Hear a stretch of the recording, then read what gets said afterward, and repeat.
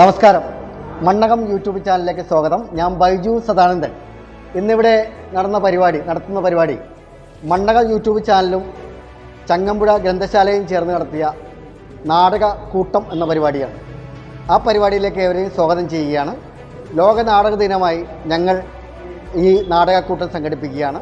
എടപ്പള്ളി കേന്ദ്രീകരിച്ചുകൊണ്ട് പുതിയ നാടക സംഘം രൂപം കൊള്ളുകയാണ്.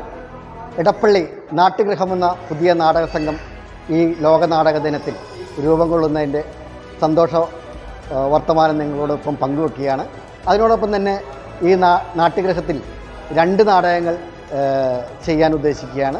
ആദ്യത്തെ നാടകം ശ്രീകണ്ഠൻ നായർ എഴുതിയ പ്രശസ്ത ലങ്കാലക്ഷ്മി എന്ന നാടകവും, പിന്നെ രതീശൻ മാഷിൻ്റെ മരണാനന്തര ജീവിതത്തിലെ പ്രണയകാലങ്ങൾ എന്ന് പറയുന്ന പുതിയ നാടകവും. ഈ 2 നാടകങ്ങളാണ് ഞങ്ങൾ ഈ എടപ്പള്ളി നാട്യഗൃഹത്തിൽ ചെയ്യാൻ ഉദ്ദേശിക്കുന്നത്.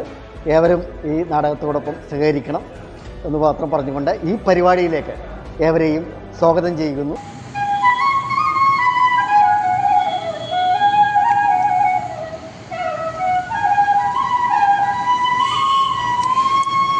നമുക്കിവിടെ ഒരു എടപ്പള്ളിയിലെ നാടകപ്രവർത്തകരെ ഒത്തുകൂടി ഒരു നാടകത്തിൻ്റെ ഒരു നാടാണ്. അപ്പോൾ ഈ എടപ്പള്ളിയിലെ നാട്ടുകാരെ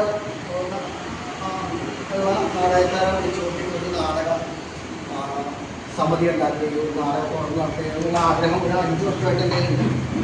അപ്പോൾ ഇന്നാണ് അതിനൊരു സമയം വന്നിട്ട് ഈ ലോക നാടക ദിനത്തിൻ്റെ ദിവസമായി നമ്മുടെ ആദ്യത്തെ പരിപാടിയാണ്. ഒരു നാടക സംഘാടനത്തിൻ്റെ ആദ്യത്തെ പരിപാടിയാണ് ഈ നാടകക്കാരെ വിളിച്ചത്. അപ്പോൾ ആദ്യത്തെ രീതിയാണ് സംരംഭം, ആദ്യത്തെ പടി എന്ന ചവിട്ടുപടി നിലക്കാണ് തുടങ്ങുന്നത്. അപ്പോൾ ഇതിൻ്റെ നാടകക്കൂട്ടം എന്നുള്ള ഈ പരിപാടിയിലേക്ക് പരിപാടി ഉദ്ഘാടനം, അതുപോലെ സ്വാഗതം, നാടക സന്ദേശം, പുതിയ സംഘടന പ്രഖ്യാപിക്കൽ, ഇതിൻ്റെ ആശംസകൾ, പിന്നെ വിവിധ നാടകക്കാർ വന്നിട്ട് അവരുടെ അനുഭവങ്ങൾ പങ്കുവയ്ക്കുക, അവരുടെ ചെറിയ കവിതകൾ, ചെറിയ കഥകൾ ഒക്കെ പറഞ്ഞു നമുക്ക് നിലപാടുകളുള്ള യോജിപ്പും എന്തിനും ഇടം നൽകുന്ന ഒരു പ്രസ്ഥാനം. ചുവടുവയ്പ്പുകൾ പുതിയതാവുമ്പോൾ ബാലാരിഷ്ടതകളും കാണുമല്ലോ. അപ്പോൾ തളരാതെ തരണം ചെയ്യാനും വളരാനും നിങ്ങളേവരും ഞങ്ങളോടൊപ്പം ഉണ്ടാകണം. ഇന്നൊരു ഈ കൂട്ടായ്മ ഞങ്ങൾ ഉദ്ദേശിക്കുന്നത് ഒരു സൗഹൃദം പങ്കുവയ്ക്കൽ, ബന്ധങ്ങൾ കുറച്ചുകൂടി ദൃഢമാവാൻ വേണ്ടിയുള്ള ഒരു അനുഭവ പറച്ചിലുകൾ, അങ്ങനെയാണ് ഞങ്ങൾ ഉദ്ദേശിക്കുന്നത്. കൂട്ടായ്മ എന്ന് പറയുമ്പോഴത് കൂട്ടായ്മയിൽ നാടകങ്ങൾ തന്നെ ഉണ്ടാവണമെന്നില്ല. നമ്മൾ അങ്ങനെ ചിന്തിക്കുമ്പോഴാണ് നമുക്ക് കാര്യങ്ങൾ നടക്കാൻ പോകാതെ പോകുന്നത്.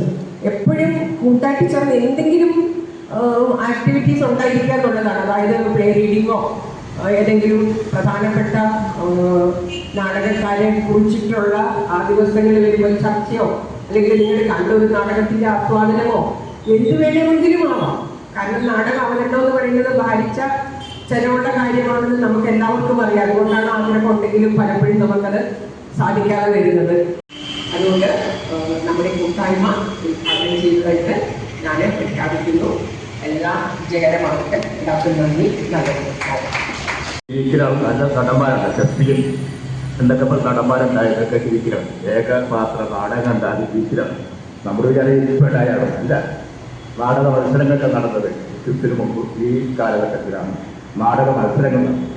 രചനയ്ക്ക് സമ്മാനം കൊടുത്തത്, സംവിധായകന് സമ്മാനം കൊടുത്തത്, നല്ല നടനെ സമ്മാനം കൊടുത്തത്, രാജാവിന്റെ ചെറുപത്തിൽ നാടകം മാറ്റിവെക്കുന്ന ജൂറിമാർ, അങ്ങനെയുള്ള ജൂറിമാരൊക്കെ ഉണ്ടായിരുന്ന കാലഘട്ടമാണ് യുദ്ധത്തിന് മുമ്പുള്ള ഒരു 5000 മുമ്പുള്ള വർഷം. എന്തായാലും അത് ഞാനിവിടെ വായിക്കുകയാണ്. പകർന്നു നൽകുന്ന ഈ നിറസഞ്ചയ്ക്ക് നിങ്ങളുടെ ഹൃദയത്തിലേക്ക് ഞാൻ പിറന്നു വീഴുകയാണ്. എന്നെ സ്നേഹിക്കണം, എന്നെ മലയാളിക്കണം.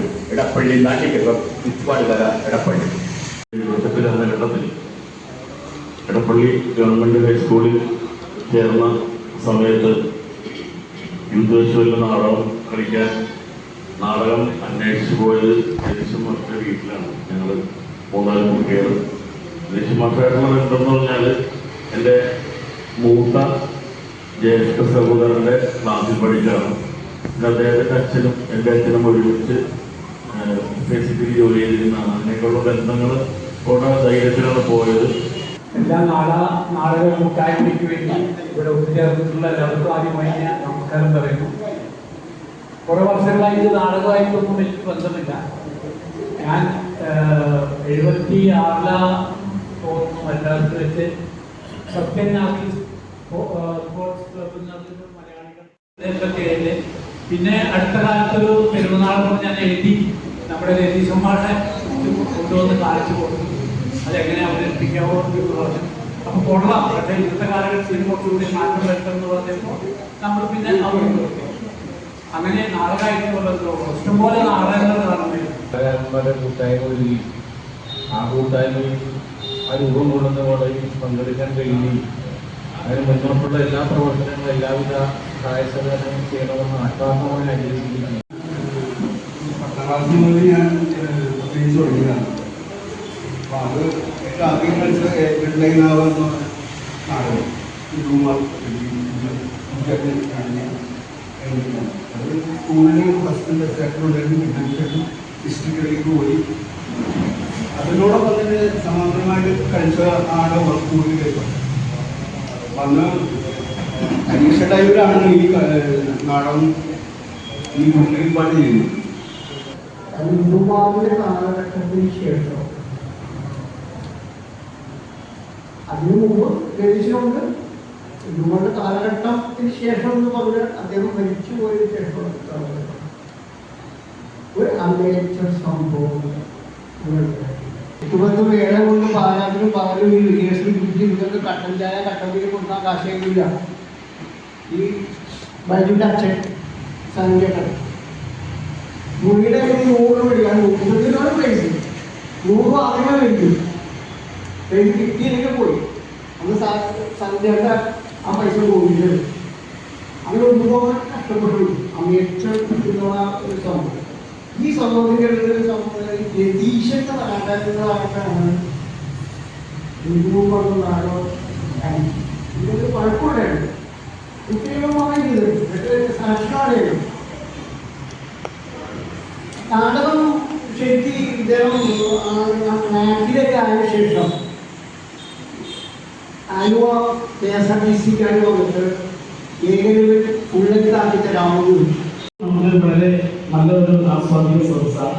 ഈ ഒരു സദസ്സിന് വളർത്തിക്കൊണ്ട് പോകാം. നാടുകളിൽ പറഞ്ഞ പോലെ ഗൗരവമായിട്ടുള്ള ഒരു രചനയായിട്ട്, ഒരു കലാരൂപമായിട്ട്, ഒരു വിമർശനമായിട്ട്, ഒരു ചോദ്യചിഹ്നമായിട്ടൊക്കെ കാണുന്ന അവസരങ്ങൾ തിരിച്ചു വരുമെന്ന് നമുക്ക് പ്രത്യാശിക്കാം. നാടക രചയിതാക്കളുണ്ടാകട്ടെ, നാടക സംവിധാനം ചെയ്യാനുള്ള ആളുകളുണ്ടാകട്ടെ, നല്ല നാടകങ്ങളുണ്ടാകട്ടെ, നമുക്ക് നല്ല ആശയങ്ങളുണ്ടാകട്ടെ. നമുക്ക് എല്ലാവിധ ആശംസകളും നേരാം. ഈ പ്രസ്ഥാനത്തിൽ ശ്രീകണ്ഠൻ നായരുടെ രചനയിൽ തിരിഞ്ഞ അതുല്യ സൃഷ്ടി ലങ്കാലക്ഷ്മി, സംവിധാനം ബൈജു സദാനന്ദൻ. അവരെല്ലാം ഇടപ്പള്ളി നാട്യഗ്രഹം ചുറ്റുപാടകര ഇടപ്പള്ളി നാട്യഗ്രഹം 2025 ജൂൺ മുതൽ അവതരിപ്പിച്ചു തുടങ്ങുന്നു. മരണാനന്തര ജീവിതത്തിലെ പ്രണയകാലങ്ങൾ. മനോഹരമായിട്ട് നാടകരചന AR രതീശനാണ് ചെയ്തത്. സംവിധാനം KB ഗണേഷ്.